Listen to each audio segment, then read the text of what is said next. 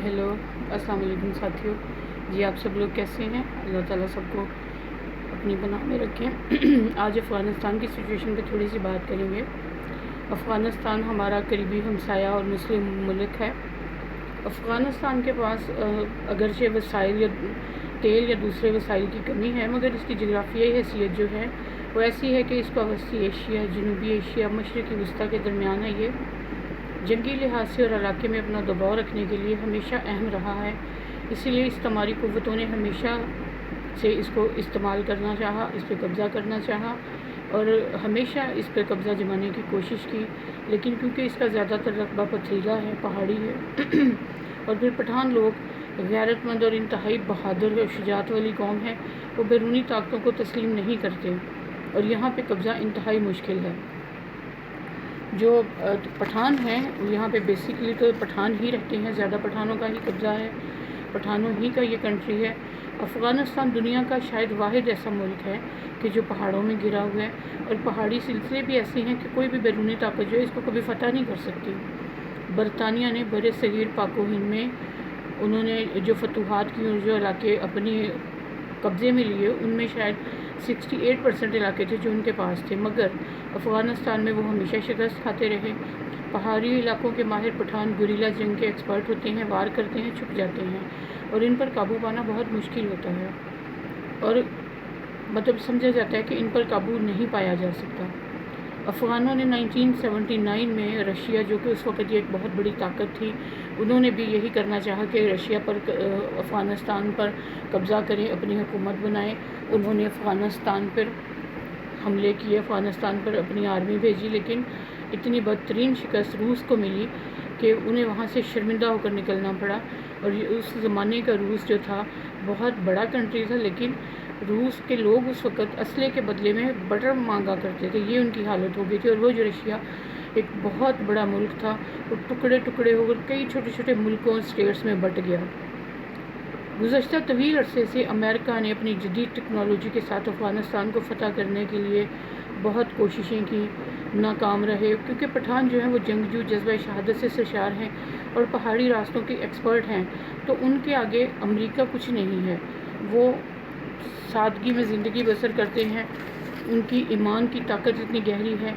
और अमेरिका ने अफ़गानिस्तान में 20 सालों में एक जदीद अफ़गान फ़ौज खड़ी करने के लिए बेतहाशा इन्वेस्टमेंट की, बेतहाशा पैसा लगाया।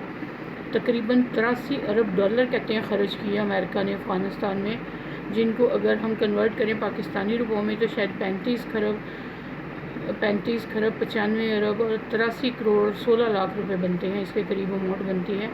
अमेरिका ने अफ़गान फ़ौज को जंगी जहाज़, हेलीकॉप्टर्स, ड्रोन तैयारे, बख्तरबंद गाड़ियाँ, अंधेरे में देखने वाले गॉगल्स, सब कुछ दिया। इवन अफ़गान फ़ौज को ब्लैक हॉक हेलीकॉप्टर, जो कि बहुत जदीद और नई टेक्नोलॉजी का शाहकार हैं, वो दिए। मगर जब तालिबान आए तो अफ़गान फ़ौज उनके सामने रेत की दीवार साबित हुई और उन्होंने आराम से हथियार डाल दिए। तो फिर टाइम ये आया कि गुज़श्ता दिनों अमेरिका ने ऐलान किया कि वो अफ़गानिस्तान से अपने फ़ौजी निकालने लगे हैं, हथियार फेंक रहे हैं और उन्होंने अपने फ़ौजियों से कहा कि आप लोग वापस वतन लौट जाएं। अफ़गान तालिबान के लिए ये बहुत अच्छा मौका था। वो आहिस्ता आहिस्ता पहाड़ों से निकले और तमाम अफ़गानिस्तान के सूबों पर कब्ज़ा कर लिया। इवन तालिबान ने काबुल में दाखिल होकर ऐलान कर दिया कि सारे मुल्क का कंट्रोल हमारे हाथ में आ गया है।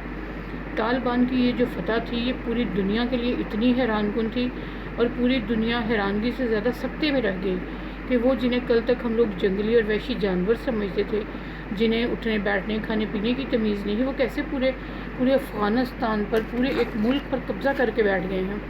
तालिबान की ये फतह इतनी हैरानकुन क्यों है? इसलिए कि जदीद टेक्नोलॉजी के बावजूद, असले के बावजूद दुनिया के तरक्की याफ्ता मुल्क अमेरिका, जो कि सुपर पावर भी है, उसको शिकस्त दी, वो इबरतनाक है। साथियों, ईमान बहुत बड़ी ताकत है। पठानों की ज़िंदगी ईमान और जज्बा शुजाअत से भरी पड़ी है। पठानों ने ये शानदार हैरानकुन फ़तेह हासिल की है, लेकिन उसके साथ ही हमारी ये ख्वाहिश है कि वहाँ अमन कायम हो, क्योंकि पाकिस्तान का हमसाया है अफ़गानिस्तान। अमन दोनों मुल्कों के लिए, पूरी दुनिया के लिए और इस खित्ते के लिए बहुत ज़रूरी है। तो अगर अफ़गानिस्तान में अमन होता है तो उसका एक बहुत पॉजिटिव अच्छा असर पाकिस्तान और बाकी मुल्कों पर भी ज़रूर पड़ेगा।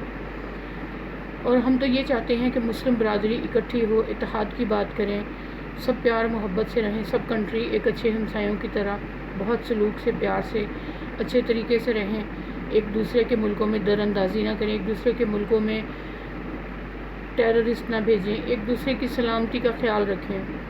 تو اس حکومتیں مستحکم ہوں تو اویسلی لوگوں کی زندگی بھی اچھی گزرتی ہے۔ افغانستان میں غربت، جہالت، بہت سی ایسی چیزیں ہیں جن کو وقت کے ساتھ ساتھ ٹھیک کرنا ضروری ہے۔ ہم امید رکھتے ہیں کہ نئی حکومت شاید وہ سارا کچھ کرے جو ایک اچھی حکومت کرتی ہے۔ اللہ تعالیٰ سب کو اچھی کام کرنے کی توفیق دے اور مسلمانوں میں ساری غلط چیزیں ختم کریں۔ اللہ کرے طالبان وہ طالبان ثابت ہوں جو ان کی معاشی، جغرافیائی اور ہر طرح کی حالت کو بدل کے رکھ دیں، تاکہ اس خطے میں جو لوگ 1979 سے بھی پہلے کے جنگ کے مارے کتنی نسلیں افغانستان کی جنگوں میں شہید ہو چکی، کتنی نسل ان کی معذور اپاہج ہو چکے۔ پاکستان میں ایک بہت بڑی تعداد افغان پناہ گزینوں کی رہی، جس کی وجہ سے ظاہر پاکستان کے اپنے بھی مسئلے مسائل بڑھے۔